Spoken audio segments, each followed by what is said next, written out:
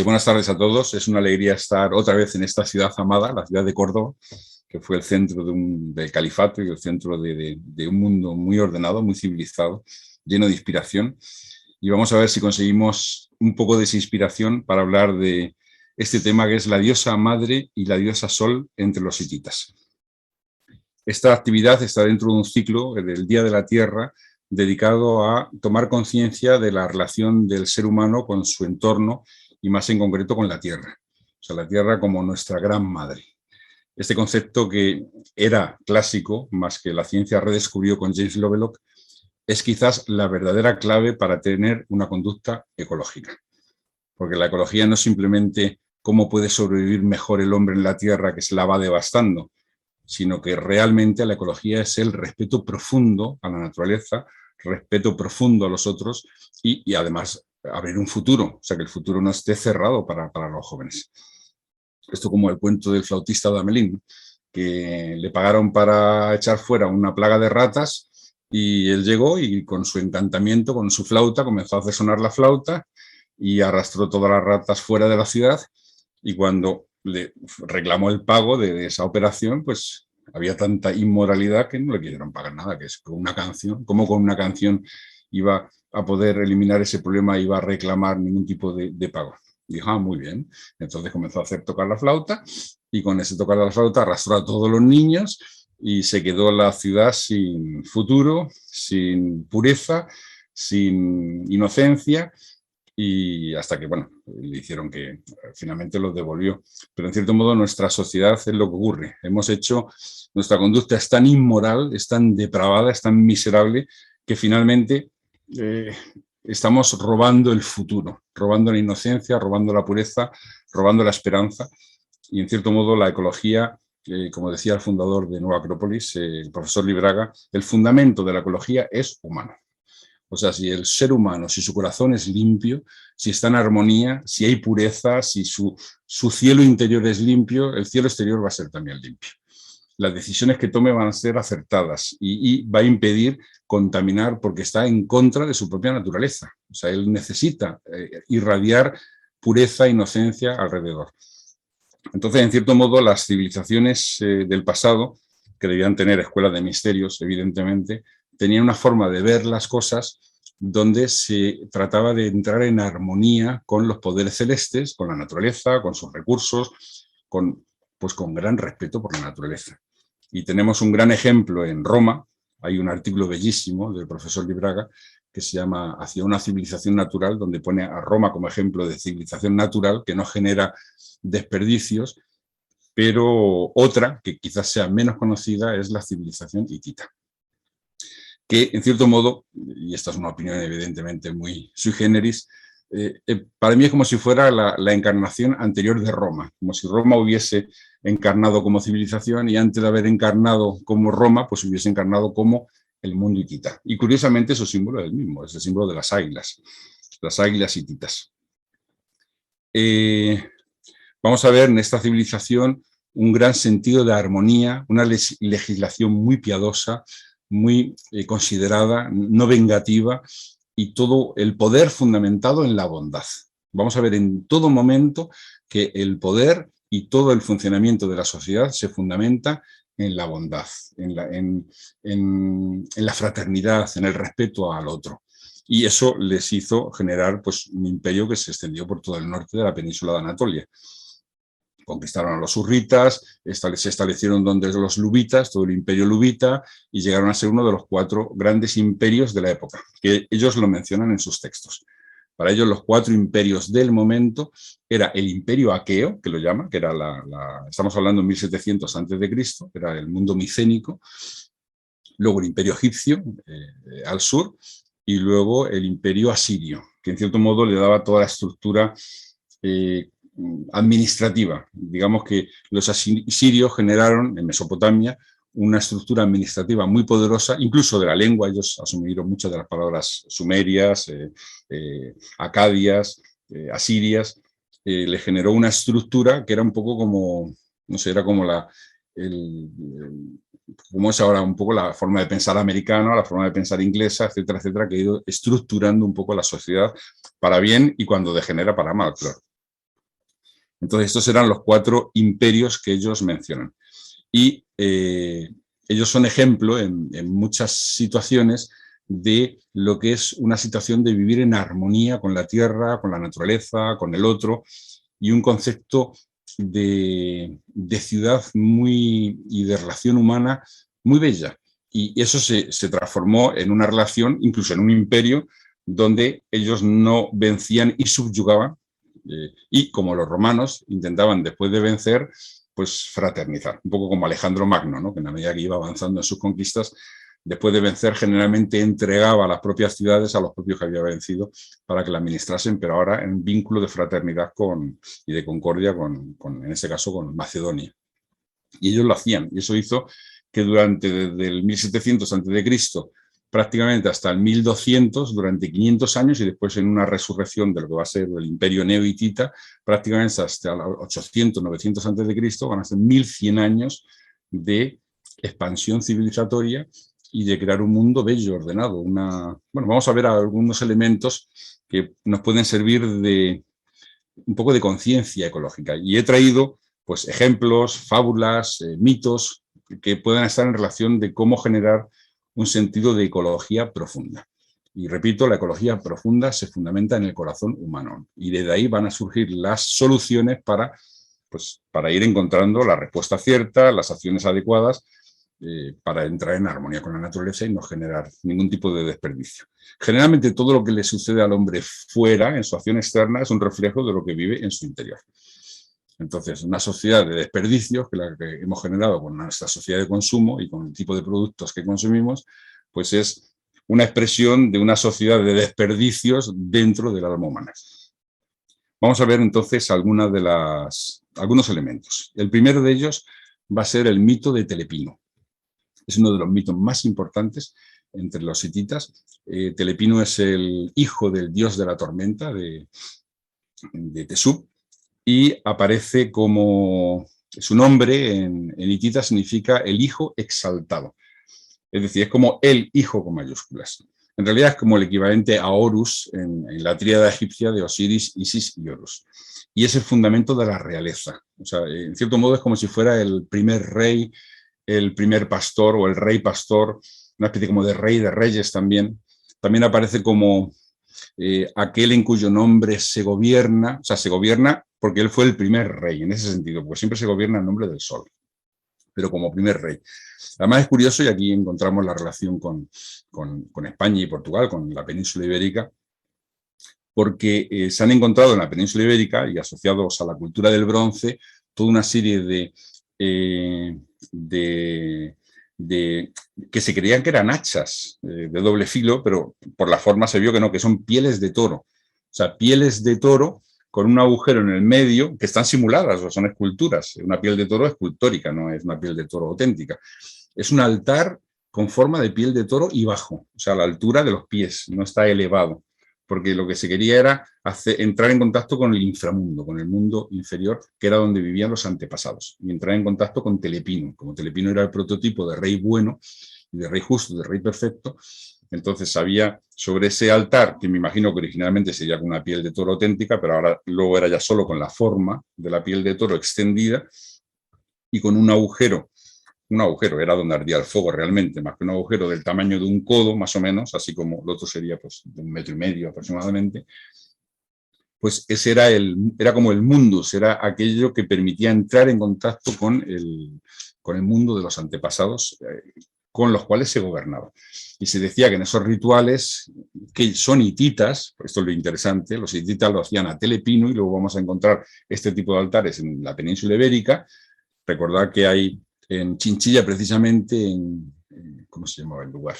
Bueno, hay una escultura que está en el Museo Arqueológico Nacional que es tipo hitita completamente. O sea, que debió haber influencia hitita, quizás de forma indirecta, que llegó hasta la propia península. Los hititas influenciaron mucho a los fenicios, bueno, a los acadios, a los fenicios, y tuvo que llegar de alguna manera hasta la península ibérica. Incluso aparecen una especie como de dioses en Chipre, que se pensaba que eran dioses mineros porque están apoyados sobre una especie como de superficie de piel de toro que se parece a una moneda, y de hecho se usaban como moneda. pero en realidad lo que está representando ese dios encima de esa estructura es el dios del altar. O sea, significa aquel al cual se rinde culto, y esa piel de toro es el altar. Bien, pero esto es solo para decir que Telepino es como el prototipo de rey justo. Y vamos a encontrar su influencia prácticamente, va a llegar hasta Iberia.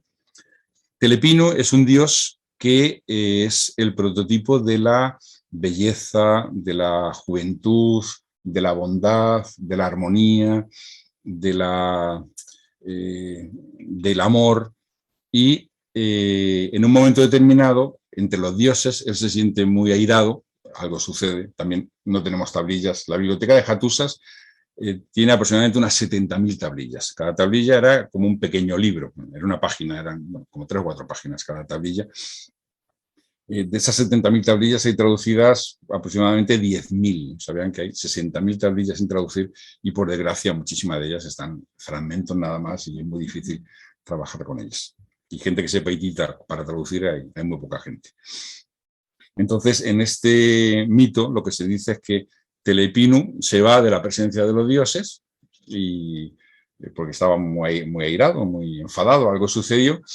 Y claro, con él se va la juventud, la belleza, se va el buen tiempo, se va la fertilidad, las ovejas ya no procrean, los árboles no dan fruto. O sea, es como si se entrase en el invierno. Y los propios dioses quedan, pues eso, sin belleza, sin alegría. Es como un poco lo de las manzanas de oro de las Hespérides. O en la mitología germánica, Freya, ¿no?, la diosa del amor, cuando es raptada por uno de los gigantes, y se quedan sin juventud y sin vida los propios dioses. Entonces tienen que recuperar como sea a Telepino, y no hay forma de encontrarle, y lo buscan por todas partes. Él huye del lugar en armonía con los dioses, que era una especie como de espacio central armonizado, ordenado, todo en perfecta ecología, diríamos, racional, el concepto del jardín. Está el concepto de lo salvaje, lo feraz, y luego el concepto de jardín, que es donde se humaniza la naturaleza, pero aún se respeta y aún más se embellece. Pero él era el dios de los bosques, en los jardines, en el lugar humano civilizado, en el lugar divino, en este caso, civilizado. Claro, cuando él se va a los pastos, a los bosques, y se pierde, pues si no lo encuentran, finalmente buscan a una diosa que se llama Hanna Hanna, que su nombre significa abuela, abuela, o sea que significa 4 veces madre. Interesante eso, o sea, 4 veces madre, o sea, es madre y el número 4, que significa que es la que tiene el poder de recuperar cuando los propios dioses se pierden. Cuando se pierde un dios y no saben qué hacer los dioses, llaman a Hanna Hanna a ver qué hacemos. Generalmente lo que mandan es una abeja, siempre mandan una abeja a que encuentre al dios. Esa abeja te da el sentido de relación con Venus, en relación de lo civilizatorio y de los dioses con lo que sería, pues, el espacio de la mente pura. Como los que estudiamos estos temas, pues leemos abundantemente. La abeja finalmente lo pica, pues estaba como dormido, despierta, queda enfadado porque lo pica en las manos, lo pica en la cara, se enfada, pero al enfadarse ya despierta, porque él es como, estaba como durmiendo, y una vez que está despierto, pues hay una diosa cuyo nombre es, a ver, ¿cuál es el nombre del dios? Es una diosa maga, Jamrupa o Jamurrepa se llama, que lo que hace es exorcizar la ira de Telepino, y lo que hace es enviarla al inframundo. Es una idea muy interesante que ellos tienen. Vamos a hablar luego un poco de este tema tan interesante. Y esa amargura, esa ira, pues desaparece, y entonces él vuelve a ser alegre, feliz, y vuelve en la compañía de los dioses, y se recupera todo lo que había. Generalmente se interpreta Telepinu como símbolo, y evidentemente lo es, ¿no?, de la energía de la primavera, o sea, la luz de la primavera, la jovialidad de la primavera, la vida que retorna con la primavera. Pero es mucho más que eso. En una interpretación, digamos, en relación con la Tierra y la relación del ser humano con la Tierra, clarísimamente Telepinu representa la honestidad. O sea, Telepinu es la honestidad, o sea, la belleza interior del alma. Es la sinceridad natural del alma. Entonces, igual que en el mito de Temis, cuando la justicia ve que no tiene lugar en el corazón de los hombres ni de las sociedades, pues se va y las sociedades entran en caos. En cierto modo, cuando Telepinu se iba, significaba que no había honestidad en la sociedad, no había, en este caso de la sociedad de los dioses, o había desarmonía en la sociedad de los dioses y era necesario recrear esa armonía. Este es un concepto muy interesante porque en realidad Telepinu lo que representa es la esencia de oro del alma divina o del alma humana. En cierto modo es lo mismo. Y cuando esa esencia de oro está en una circunstancia donde no puede desarrollarse o está en discordancia con su naturaleza, por lo que decían en la India, ¿no?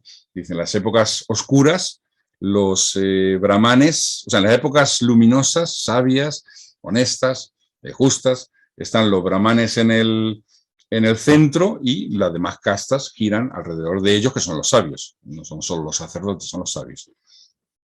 En las épocas oscuras, por ejemplo, el Kali Yuga, los brahmanes huyen del centro de gobierno porque no quieren ensuciarse, no quieren contaminar su alma con mentiras, con manipulaciones, con aberraciones, Entonces, pues los sabios, no los brahmanes, los sabios, o sea, las almas de oro, se van y cada uno, como decía Confucio del hombre Hu, el hombre Hu no busca escalar en la política si la política está infectada.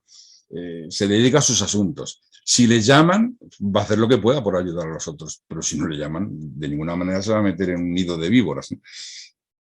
Entonces, un poco es lo que sucede. O sea, representa la esencia de oro del alma humana.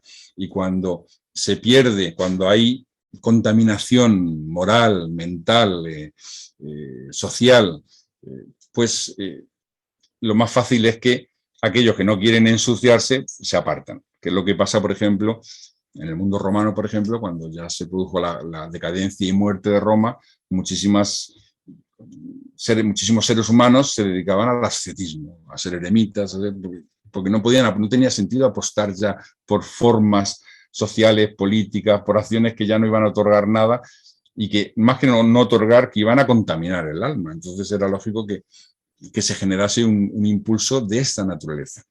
El problema es que la sociedad imita a los hombres de oro, en realidad. Hay una especie como de, aunque no tenga esa naturaleza. Y claro, estarían los eremitas naturales que decían yo no me quiero contaminar con el mundo porque es que ya no puedo hacer nada en la sociedad que sea válido porque no hay espacio para hacerlo sin que venda mi alma. Claro, los 10 o 12 que eran auténticos místicos, almas de oro de la sociedad, se iban y generaban una corriente donde detrás de ellos se iban 20.000 que no tenían alma de eremitas. Entonces se convertían en auténticos fanáticos y surgían los fanatismos religiosos propios de la decadencia de las sociedades, que es lo que sucede un poco con el mito de Telepinu. O sea, ecología, la principal, la humana, la principal, que la justicia esté representada por aquellos cuya alma realmente responde a esa justicia y no por aquellos que son ajenos completamente a la justicia. Y en cierto modo, cuando se va a Telepinu, ahí viene el problema, pues entra en un mundo, como se dice, un mundo de humo y de niebla. O sea, ya no se ve, ya no hay varias palabras que están en las tablillas y tintas que dice el retorno de Telepinu, o sea, cuando no retorna, es lo que no hay, ¿no? O sea, justo lo contrario. El retorno de Telepinu significa, y eso lo dicen las tablillas y tintas, dice largos años. O sea, hay futuro. O sea, se ve. Si se le pregunta a la gente cómo se imagina el futuro, se lo imagina luminoso porque se ve, ¿no?, el horizonte claramente. Cuando no hay esa bondad, esa honestidad en la relación con la naturaleza se ha perdido y la relación con el ser humano, que es naturaleza, también se ha perdido, no hay largos años. La gente vive al día, vive como puede y sobrevive al día. O sea, no hay horizontes lejanos, hay niebla y humo, es una palabra que se usa en las tablillas y tintas. El retorno de Telepinu significa descendencia, o sea, realmente hay una continuidad, padre, hijo, maestro, discípulo, o sea, se van haciendo cosas donde es una cadena de continuidad, no se rompe, no son eslabones sueltos. Cuando no existe esa honestidad, hay eslabones sueltos que no forman una cadena. Hay suerte, es una palabra que usa, que yo la interpreto como buena fortuna, o sea, los dioses o los poderes celestes o el sentido de la vida, pues acompaña a las personas y hay armonía y por lo tanto hay suerte. Cuando no hay armonía, generalmente hay mala suerte, ¿no? Hay catástrofes, hay cataclismos, hay una especie como de concordancia entre los estados del alma humana y los cataclismos que hay en la naturaleza. Misteriosa verdaderamente. Luego otra idea también, una palabra también definitiva, hay obediencia, con lo cual hay organización, hay armonía. Hay la natural y la bella y la buena obediencia, que permite que una sociedad trabaje bien. O sea, no significa, la gente no se siente obligada ferozmente, sino que la gente participa de una organización y de una armonía natural, como todo en la naturaleza. Hay crecimiento y hay progreso. Son palabras que aparecen directamente en las tablillas en relación con el mito de Telepinu. O sea, que Telepinu representa el alma de la honestidad. Claro, hay en la sociedad hitita había el propio rey, que era sacerdote del sol, de la diosa sol, la propia reina, que era la gran madre, era la sacerdotisa, la primera sacerdotisa también, y luego toda una serie de personajes que luego hablaremos, que se llaman las mujeres Hasawa, intentaban mantener el vínculo entre el cielo y la tierra.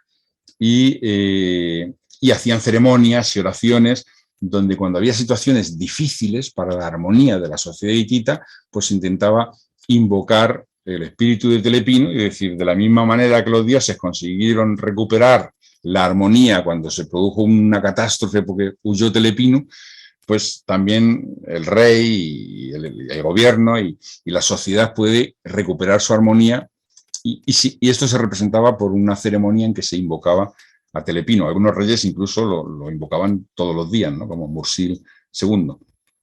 Pero hay un texto muy bello que dice, en una de las ceremonias que se hace a Telepinu, que se dice, así como la aceituna guarda en su corazón el aceite, así como una uva guarda vino en su corazón, así tú debes guardar la bondad en tu alma y corazón de la misma manera. Se está hablando con Telepinu, está dirigido a Telepinu, desecha esa amargura, esa ira y vuelve con nosotros. Telepinu, deja que se vaya tu amargura y tu ira, y así como el agua en una tubería de drenaje no fluye hacia atrás, que tu amargura, tu ira y el mal humor de ese mismo modo no vuelva hacia atrás. Una idea muy bella, ¿no? Porque él representa el alma de la bondad, o sea, él es la bondad, que es realmente lo único que permite gobernar de forma realmente buena, operativa y justa a los seres humanos. Por otro lado, cuando se va a Telepinu, la descripción que hace es como que se va a la primavera, pero claro, hay que leer simbólicamente. Dice una tablilla, dice, la niebla se apoderó de las ventanas, el humo se apoderó de la casa, en la chimenea se sofocaron los leños, el dios se fue y quitó el grano, la fecundidad animal, la frondosidad, el crecimiento. Por eso la cebada y el trigo ya no maduran, el ganado y las ovejas y los humanos ya no quedan preñados, los pastos y los manantiales se secaron, de modo que se desató el hambre en la tierra. Los humanos y los dioses se están muriendo de hambre. Ese es lo que dice una tablilla hitita sobre Telepinu.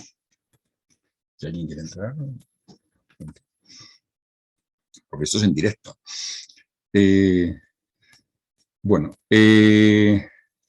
Entonces es curioso porque la relación con Telepinu y las ceremonias que se hacían a él como símbolo de esa honestidad y esa armonía y esa relación con el mundo celeste, se hacían cuando se desequilibraba la sociedad.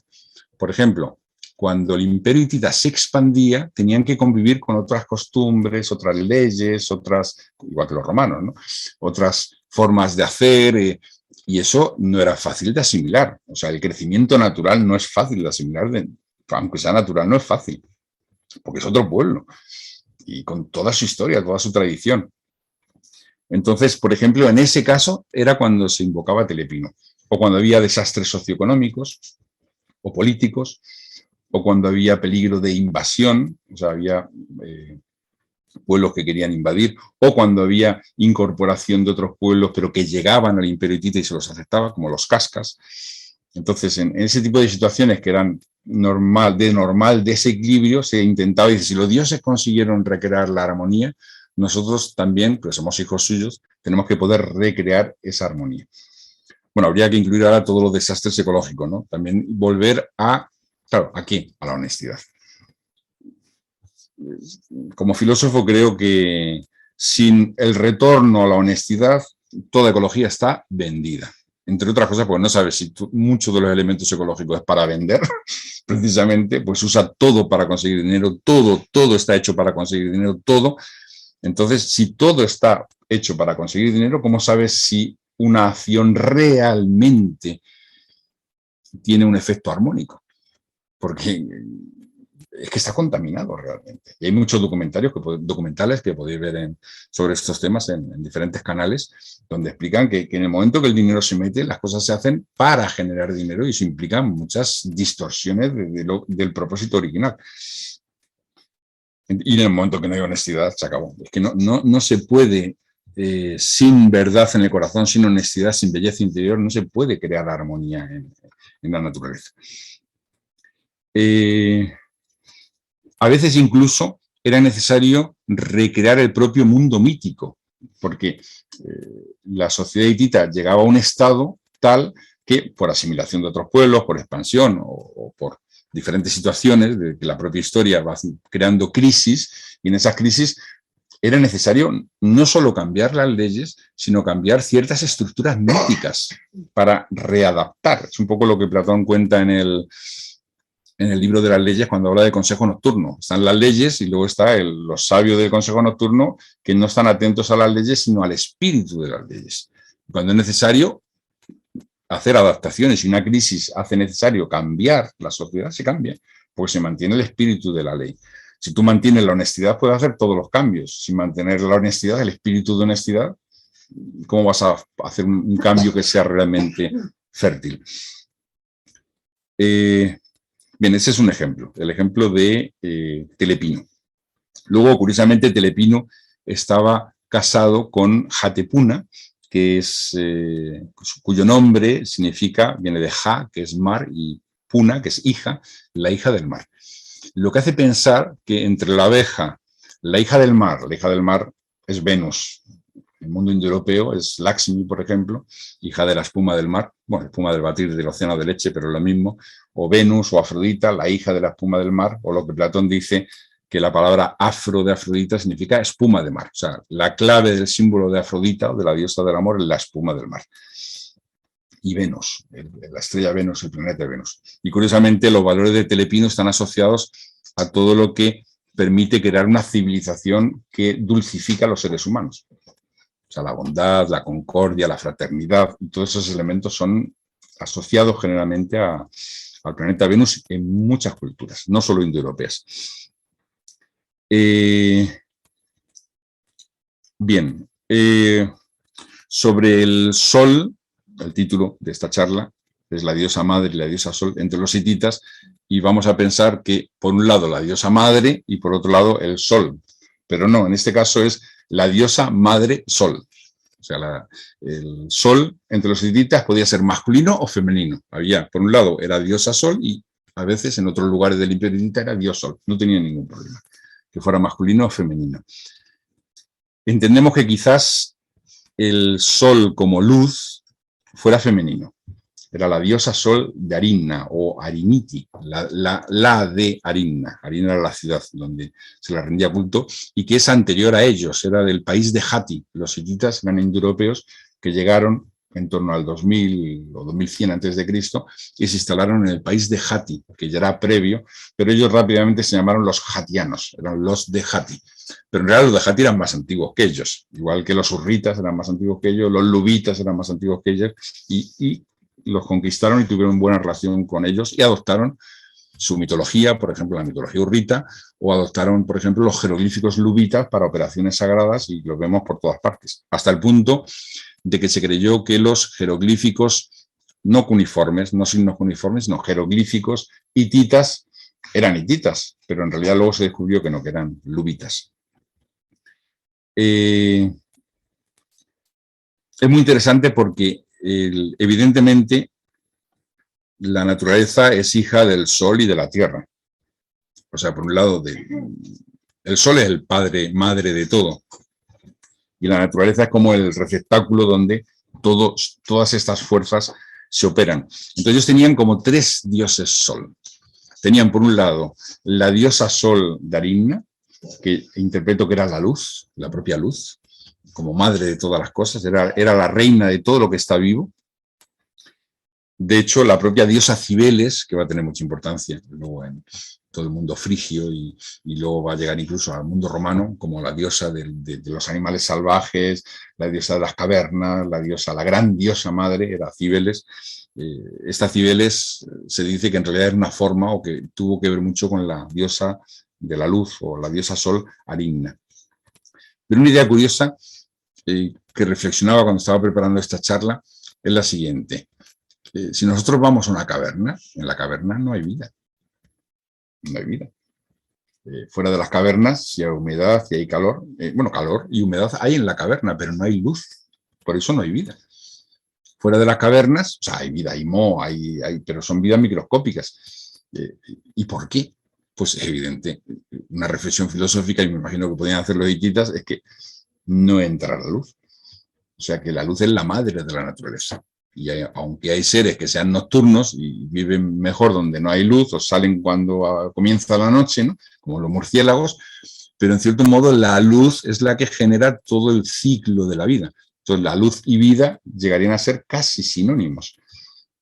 Y sin embargo en la caverna estaría la luz muere al dar vida. O sea, la idea es que la luz muere, entra en la naturaleza, muere y ese morir permite la vida de la naturaleza. Quizás esa luz oscura se mantendría en el interior de la caverna sin dar vida, en un estado donde no genera. Y quizás por eso se asoció a las cavernas ya en la forma de Cibeles. Por otro lado, hablaban de la diosa Sol de la tierra. O sea, la reina de la tierra era Arinna, pero la diosa Sol de la tierra es la diosa Sol del inframundo. Había una diosa Sol o un dios Sol, no diosa Sol del inframundo. Claro, podemos también hacer la reflexión. Si nos vamos en las cavernas mismas, nos vamos hacia abajo, no sería difícil que encontrasen cavernas que se descendieran 100 metros, 200 metros, la temperatura aumenta. Entonces, un razonamiento lógico es decir, si la temperatura aumenta y aumenta, es que hay un sol en el interior de la Tierra. Es lógico, ¿no? Y en cierto modo, el corazón de la Tierra, el núcleo de la Tierra es como un sol irradiante de energía, de calor, de luz incluso. Si hay calor, hay luz. Es una forma de luz, aunque sea infrarrojos. Entonces, la diosa Sol del interior de la Tierra. Eso era otra, la del inframundo. Y luego estaba el dios Sol en el cielo. O sea, había como 3 dioses Sol. La madre de todo lo que vive, que es la más importante. Luego estaba la del inframundo. Y luego estaba la de el Sol, no la de, sino el Sol en el cielo. El Sol en el cielo era un dios de la ley. Era tipo como Shamash, ¿no? El mesopotámico. Era el dios de la ley, de la verdad, de todo lo que tuviera que ver con la legislación, con los contratos, con los compromisos, etcétera, etcétera. Bueno, vamos a ver esa relación con la diosa Sol. Ellos gobernaban en nombre del Sol.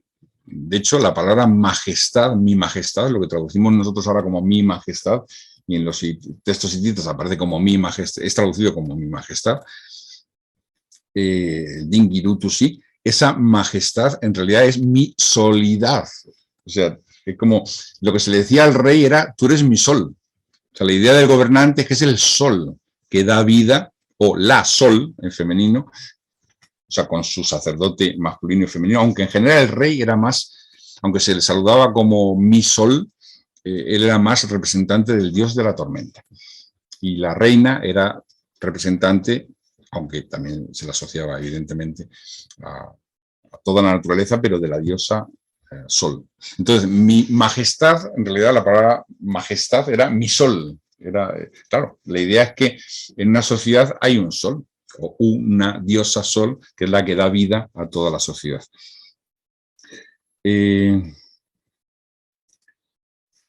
Vamos a ver 2 fábulas. Los hititas tenían una serie de fábulas que usaban para educar a los príncipes y a los nobles, que eran un poco una serie de verdades fundamentales explicadas de forma muy gráfica, como sucede con las fábulas, que todas tienen una, llamamos, moraleja, ¿no? Y hay 2 en concreto que son muy, muy interesantes. Una es la fábula de la copa. pues es un copero, un joyero, un orfebre que fundió el cobre, ¿no?, para hacer una copa y la modeló y la fue labrando y la fue dando forma y puso sus ornamentos y puso sus piedras preciosas y la copa, pues que se veía golpeada, porque para todo esto, aunque sea para poner las joyas, para darle forma, pues hay que golpear y hay que calentar y hay que golpear. La copa comenzó a maldecir al joyero. Le decía que se sequen tus brazos para que no tenga fuerza en ellos, que tus manos no sean capaces de agarrar las herramientas. Estas frases aparecen así en los textos hititas. Y claro, el orfebre pues se quedó muy desanimado, con dolor en el corazón, de por qué, si se estaba esforzando tanto en hacer algo bello, algo bueno, por qué el cobre se quejaba, ¿no?, y le maldecía. Y en su corazón, sin querer hacerlo, pero en su corazón maldijo a la copa. Con lo cual los dioses que guían, eso dice la tablilla, al propio joyero, al propio orfebre, pues trajeron el mal a la copa. Porque en el fondo de su corazón él pensó que te pierdas en un lago, que te escurras por la alcantarilla, que tus ornamentos salten, las piedras que te he puesto con todo mi amor. Y termina la fábula así. Así aparecen los textos hititas. Dice: esa copa eres tú. Eso dice el texto. Esa copa eres tú. Cuando no estás aprovechando toda la educación que te dan tus padres, cuando te quejas de todo lo que te enseñan, cuando no realizas lo que quieren de ti, cuando dice el orfebre es tu padre. Yo entiendo el padre, el maestro, el que te da la vida, ¿no?, la vida del alma, ¿no?, el que te da la educación. Generalmente todas las fábulas terminan así: esa copa eres tú, ese tal eres tú. Con lo cual el significado es claro, no es necesario hacer mucha especulación. Y luego hay otra fábula muy bella, que es la fábula del ciervo. Entonces, pues todo un ciervo que estaba en una montaña y se dedicó pues parte de su vida a pastar en esa montaña, pero eran pastos difíciles, requerían pues dar muchos saltos y ir de un lado a otro y no quedar bien alimentado como se quería, ¿no?, o como se deseaba por lo menos. Y bueno, pues finalmente el ciervo se va a otra montaña. Y en esa montaña hay pastos abundantes, ríos que corren, con aguas dulces. Y el ciervo, pues, empieza a maldecir a la montaña primera. Dice: esta montaña que me daba pastos tan malos, que tenía tantas dificultades, que me hacía trabajar tanto para obtener mi alimentación, etcétera, etcétera. Cuando la montaña se enteró, pues en el mundo hitita las montañas todas son muy importantes y aparecen como en relación directa con los dioses. Vamos, que la maldición de un ciervo llega a tal altura y la de una montaña suelen ser maldiciones más operativas, bastante más. Cuando la montaña se entera, pues siente amargura en su corazón y maldice a su vez al ciervo por su ingratitud. Y lo que dice la fábula hitita es: ese ciervo eres tú, que has sido educado en una ciudad con sus leyes, con sus dioses, y sí, has tenido dificultades, pero la ciudad ha dado todo lo que podía dar y te ha enseñado todo lo que te podía enseñar, y si ahora llegas a una ciudad donde la vida te es más fácil, no por eso tienes que maldecir la ciudad antigua con sus dioses, con sus leyes, con sus enseñanzas muy interesantes, que todas ellas invocaban el espíritu del vínculo y de la gratitud. O sea, no importa que tú, si tienes ese vínculo con esa montaña, ahora tienes otro con otra montaña, pero no puedes ser ingrato. Y en todo caso tiene que haber un vínculo. Le dan mucha importancia a eso. Y la gratitud para ellos es fundamental, la bondad y la gratitud. Entonces, cuando no hay bondad y gratitud, todo se queda como cieno, todo se ensucia. Y luego otro mito. Este mito tiene que ver es el mito de Ulicumi. Tiene que ver, además, esto lo hemos estudiado, el mito de Ulicumi, por lo menos os acordaréis vagamente del nombre de Ulicumi. Es el gigante de Llorita que va creciendo y comienza pues a invadir los cielos y es una catástrofe. El mito tiene que ver con la sucesión de los dioses, que en realidad son mitos hurritas. El mito, y que luego va a aparecer en la teogonía de Hesíodo, como va habiendo una sucesión de dioses. El primer dios era Alalu, ese dios era servido por un copero, que era Anu, y luego ese dios Anu pues destronó a Alalu y se quedó como dios principal, y luego Anu era servido por un copero que era Kumarbi, y Kumarbi, que es el dios del tiempo, es el Cronos. Kumarbi es el Cronos hitita y Anu es el Uranos hitita. Y era servido por un copero que era Kumarbi, ¿no? Y Kumarbi pues expulsa y destrona a Anu y se queda como dios principal. No sin antes que Anu pues genere una semilla de él en Kumarbi. Kumarbi no queda muy contento porque eso de ser usado, pues eso, como tierra para generar y procrear, pues no. Y encima de su enemigo, y de ahí nace el dios Tesub, y además sabía Kumarbi que Tesub, que es el equivalente a Júpiter, el equivalente a Zeus, lo iba a destronar. Lo mismo que la relación de Cronos y Zeus. Entonces él intenta matar y comerse, es la misma relación de Cronos al dios Tesub, más Tesub consigue finalmente destronar. Esta idea de los coperos es muy interesante, porque tú dices, bueno, usurpación completa, ¿no? La idea es, en realidad quien dice copero dice copa. Entonces, como decir que la copa del dios sea tal, significa que esa energía se fue cristalizando hasta que esa energía cristalizada se convirtió en el nuevo dios. Y la otra se fue al mundo invisible. O sea, siempre dice, se fue a la tierra oscura. Entonces, esa energía cristalizada de esa manera es la que ahora gobierna en ese nuevo ciclo. Ahora, el nuevo copero es la nueva copa en la cual esa energía se va vertiendo, se va cristalizando, y esa energía, hasta que asume una nueva forma, un nuevo dios, un nuevo poder. O sea, es la sucesión de poderes, claro, visto a la manera religiosa de un copero que sirve a un rey y cuando puede, pues se queda de rey. Esa es un poco la idea. Bien, entonces en esto que Kumarbi, que es como el Cronos, es Cronos, el dios del tiempo, quedó muy enfadado por el hecho de ser relegado y pues, obligado a ir a la tierra oscura, que no quería irse, y que gobernase Tesub, que se convierte en dios de la tormenta. Y lo que hace es procrear con una roca en el mar, una roca fortísima, que como isla, que era pura piedra la isla, y tiene relaciones sexuales, se dice 5 veces, 10 veces con esa piedra, y genera, pues, quien va a ser Ulikumi. Y llega la diosa del destino, Guls, son llamadas las diosas del destino, son como las parcas, y arrancan de esa isla o de esa roca esa piedra y la meten en el fondo del mar. Claro, esa roca o piedra, que algunos dicen que es basalto, otros diorita, en todo caso una piedra negra, va creciendo, creciendo, creciendo, creciendo, creciendo, y en el día número 15 ya subió toda la altura del mar y comienza a verse. El dios del sol que la ve dice, esto es una anomalía de la naturaleza, y crece y crece y crece. Avisó al dios de la tempestad. El dios de la tempestad, cuando vio la roca esa de piedra negra, se quedó completamente apavorado.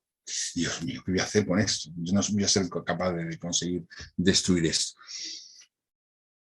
Y sigue creciendo, creciendo, creciendo, creciendo, y curiosamente no dice que una el cielo con la tierra, porque generalmente la columna o la pirámide o el obelisco unen el cielo con la tierra. En este caso lo que decía que separaba cada vez más el cielo y la tierra. O sea, en la medida que iba creciendo, entraba en el cielo, pero lo iba separando al mismo tiempo de la tierra. O sea, separaba a los dioses de la naturaleza y de los seres humanos. Y en esto que está la diosa Kauska, creo que se llama, la diosa del amor, que es el equivalente a Istar, la diosa del amor, que era generalmente quien vencía a todos los que querían salirse de la naturaleza. O sea, en base al amor los devolvía, claro, siendo derrotados, los devolvía de nuevo a la naturaleza. Entonces ahí va ella con sus dulces cánticos, con sus danzas de amor y su...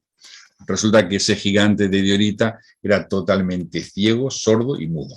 O sea que era absolutamente insensible a todo tipo de influencia, salvo la de crecer, crecer, crecer, crecer.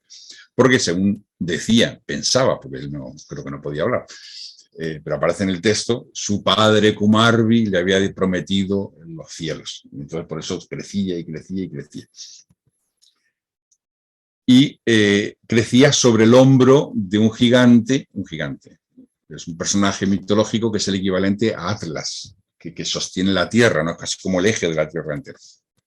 Y estaba en uno de esos hombros creciendo en el mar, creciendo, creciendo, creciendo. Y en esto, Kumarbi va con sus 70 dioses intentando vencer a esta piedra negra y no consiguen hacer nada. Ya no hacen mella para nada. Y al contrario, sigue creciendo más porque el mar lo alimenta y no son capaces de separarlo del mar. El mar es como la sustancia primordial, la materia, ¿no? El caos, en este caso. Hasta que al final llaman al dios de la sabiduría. ¿Qué podemos hacer? Es el Ea, ¿no? El Ea babilónico, que no es hitita, pero es este mismo dios babilónico de la inteligencia. Y este, como muy inteligente, desciende a lo profundo y se da cuenta de que él está sobre el hombro del titán y que ahí precisamente en esa base es capaz de cortar con el cobre.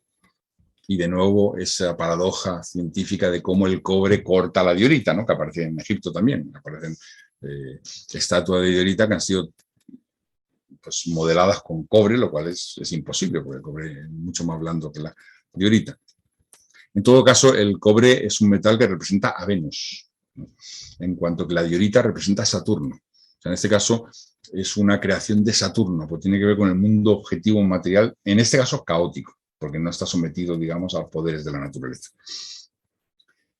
El mito de Urukumi es muy interesante porque representa perfectamente la causa de nuestro desequilibrio ecológico.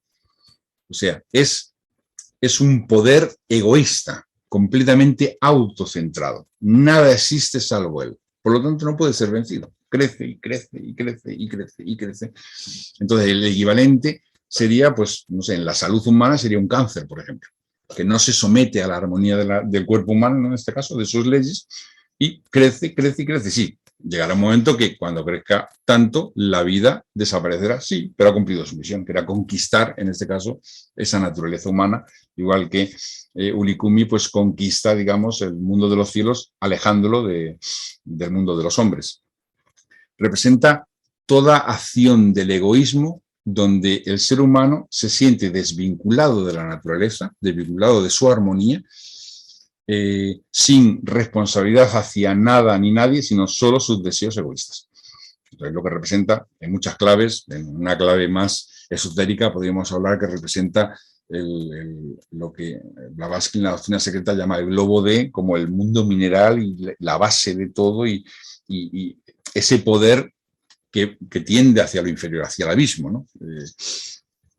Porque es Kumarbi, es Cronos, es Saturno, tiene que ver, solo que es Saturno generado con una roca y alimentado por el mar, en este caso por el caos. Representa en general todo aquello que se sale fuera de la armonía y del sentido de responsabilidad hacia el futuro, hacia los otros, hacia la vida, hacia uno mismo, porque es insensible precisamente y no responde al amor. El amor es el que permite los vínculos. Si no hay vínculo, es un mito que también representa la acción del karma no asimilado, o sea, el pasado que retorna. La idea es curiosa porque en realidad eso de que el día número 15 se vea, estamos pensando en la luna, ¿no? Es el ciclo de 28, de 29 días de la luna. En el día 15 es cuando sobrepasó la línea de horizonte. Pero cuando pasó esa línea de horizonte, detrás estaba todas las causas que lo había generado. Entonces, ¿cómo decir que es el karma o es la experiencia no asimilada? Por eso el propio Dios de la tempestad es como decir, me tengo que enfrentar al efecto de mis actos pasados. O sea, la cristalización de todo el pasado que no se convirtió en vida y que ahora retorna y me exige pagar. Y claro, cada uno se encuentra con el pago correspondiente y aunque sea para un dios será terrible, ¿no? Cualquier enfrentándose al pasado que retorna y que exige el pago, pues claro, pues dirá ¿cómo se puede hacer esto? Y al final se puede hacer gracias a la inteligencia y gracias al buen consejo. Él tiene un visir que es Tamishu, que representa el buen consejo. Entonces, gracias y al sentido de unión, porque no lo hace solo, lo hace con todos los otros dioses, y aunque él es el jefe, entre todos juntos lo hacen. Es un mito muy bello que representa muy bien el problema del mundo actual de que hemos generado un Urukumi verdaderamente en la Tierra. O sea, hemos generado desperdicio, desperdicio, desperdicio, una montaña de desperdicio que crece, crece, desperdicio físico, desperdicio mental, desperdicio en todos los planos de la naturaleza, hasta el espacio lo hemos contaminado, y crece, y crece, y crece, y crece, y tiene que venir un Ea, un dios de la inteligencia, que sea capaz de cortar en el lugar y no sabremos por dónde va a cortar. Eso no lo sabe nadie. Bien, y ya para entrar en la recta final, otro tema muy interesante en la mentalidad hitita y en su sociedad eran las mujeres hasawa. La palabra hasawa significa aquellas que dan luz o aquellas que dan a luz, porque en realidad eran parteras, tenían toda la ciencia médica y mágica para ayudar a las mujeres en el parto, pero no solo, esa era una de sus 1000 funciones. En el mundo hitita se habla de los 1000 dioses, era el país de los 1000 dioses, es llamado el reino hitita. Tenía muchos dioses, aunque estaba la diosa Solarina, que era la más importante, pero había muchos dioses. Y en cierto modo, la relación con todos esos dioses, que en realidad representan los arquetipos, es como las 10.000 cosas en la mentalidad china, ¿no? Cuando se habla de las 10.000 cosas, esas 10.000 cosas, o las 10.000 estrellas, es el símbolo de los arquetipos. Entonces, las que mantenían unido el cielo con la tierra eran las hasawa, porque eran grandes armonizadoras, sabían de medicina, sabían de psicología, sabían de magia, sabían de arte ceremonial y conseguían alejar, digamos, el mal de las relaciones humanas. Y es curiosísimo porque no solo sabían medicina, usaban una especie como de ceremonias que, aunque podamos o no creer en ella, aunque no creyéramos en ella, solo el efecto de observar lo que hacían debía provocar un impacto psicológico tan grande que quizás ya ese mismo impacto generaba ya el remedio de lo que querían hacer. Porque en cierto modo, lo que, por ejemplo, si entre dos personas se habían dicho palabras que habían creado discordia entre dos personas, se la llamaba. O sea, ellas estaban allí para armonizar donde había desarmonía, donde había sufrimiento, donde había dolor, y se dice que entraban en relación con el mundo divino y eran capaces, a través del conocimiento de las estrellas, a través del conocimiento de los sueños, a través de la observación de la naturaleza y a través de mucho conocimiento de psicología y de medicina, eran capaces de establecer la armonía y la salud, que es una forma de armonía. Nos han quedado los nombres incluso de 14 de estas hasawas y nos han quedado rituales que hacían. Claro, no sabemos si lo que está ahí es simbólico o no es simbólico. En todo caso, evidentemente, en esos elementos ceremoniales falta el poder de la palabra, que es importantísimo, ¿no? Las palabras adecuadas para poner en movimiento ciertos poderes del alma de la naturaleza. Los hititas decían que la lengua es el puente. Es una idea muy interesante. La lengua es el puente. La lengua es el puente entre un ser humano y otro. La lengua es el puente entre el hombre y los dioses. Para poder hablar con los dioses es necesaria la lengua. La lengua pronuncia las palabras sagradas y es capaz de, como decían los textos hititas, cuando ellos preguntaban y pedían a los dioses, no sabemos el significado de esto, ellas obtenían lo que pedían. Entonces, hay ejemplos muy bellos. Dos personas que se habían dicho cosas indeseadas y pues no había forma de restablecer la relación. Entonces ellas usaban mucho la cera, el sebo, el aceite, la lana y muchas veces creaban figuras o formas adecuadas. Por ejemplo, en este caso generaban una figura de cera, una lengua de cera. Entonces decía, esas palabras que habéis pronunciado no las habéis querido pronunciar, han sido efecto de una sombra en vosotros, que esas palabras, que esa sombra quede aquí y en la lengua de cera.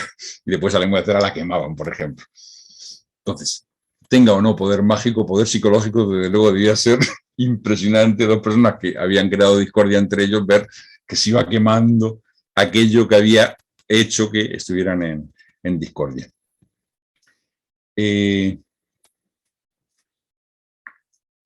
También decían que por veces eran capaces de creer, cuando había hechiceros, la hechicería era de lo más castigado por las leyes hititas, la hechicería y el bestialismo. Ellos, incluso en los asesinatos, no aplicaban la pena de muerte. La pena de muerte era rarísima, rarísima. La legislación hitita, estamos hablando del 2000 a.C., cuando la muerte era una moneda de cambio normal en otro tipo de legislaciones, ojo por ojo, diente por diente.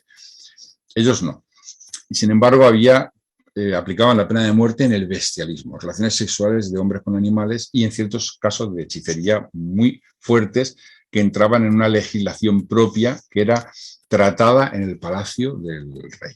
Eso no se trataba en otros tribunales, eran directamente en donde estaban ciertos templos, y le daba mucha importancia a esa capacidad de no perdonar, porque había que pagar, ¿no? En plata, se pagaban shekels de plata, pero que existía la redención, la posibilidad de redención. Eso lo tenían también como un elemento muy, muy interesante.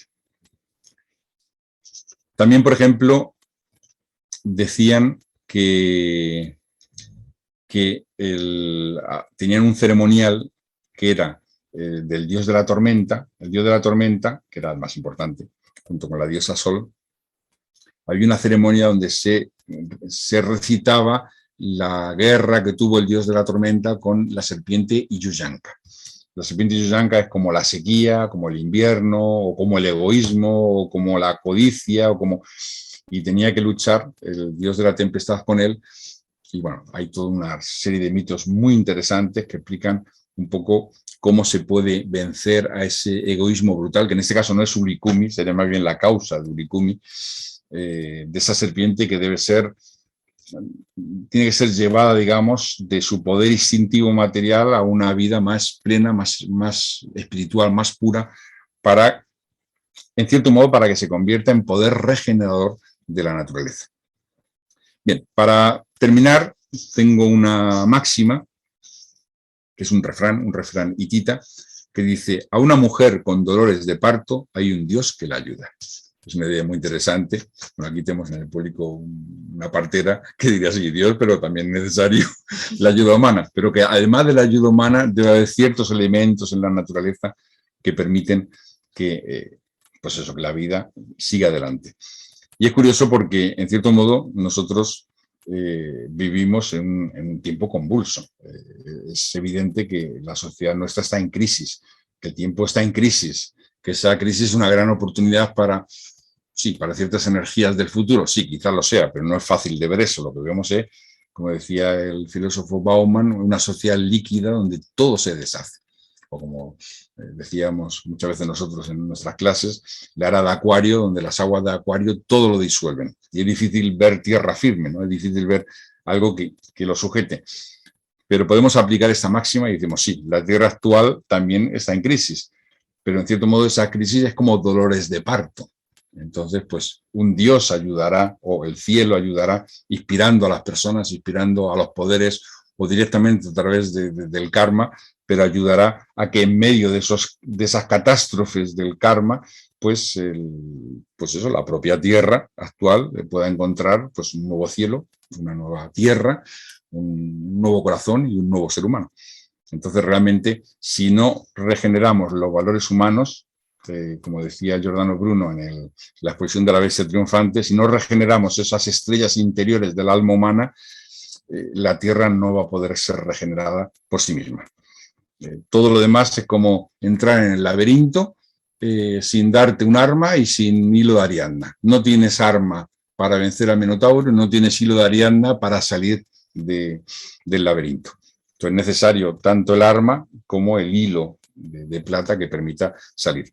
Y hay esperanza. Nosotros creemos, como filósofos, que siempre está Telepino. Entonces, que Telepino, de una forma u otra, pues habrá una abeja que lo pique, que lo excite y que retorne al corazón de la humanidad y que realmente pueda regenerarse, que es lo que regenera verdaderamente una ecología profunda, es un alma humana más limpia, más noble, más buena, más justa.